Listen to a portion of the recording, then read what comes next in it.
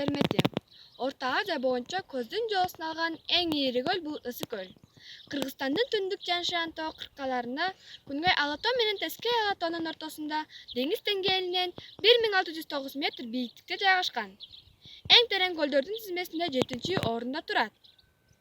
Ал эми суусунун тунуктугу боюнча Байкалдан кийин 2-орунду ээлейт.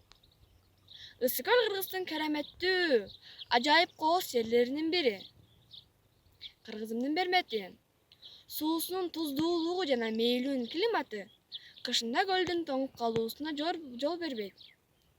Көлгө 80ден ашуун агым суу келип куят, бирок көлдөн суу агып чыкпайт. Ушул өзгөчөлүктөн улам көлдө топтолгон уникалдуу химиялык курамдан турган минералдык заттар адамдын ден соолугуна өтө пайдалуу.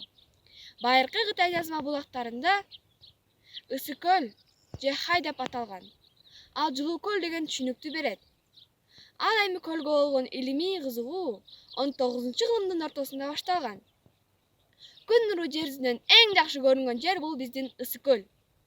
Азыркы күндө Ысык-Көлдүн суусунун тунуктугуна суктанып келген чет өлкөлүктөрдүн саны күндөн күнгө арбып келүүдө. Ысык-Көлдү таңазалап акындарыбыз ыр жазышкан. Анын ичинен Алкул Осмонов Ысык-Көлдү таңазалаган.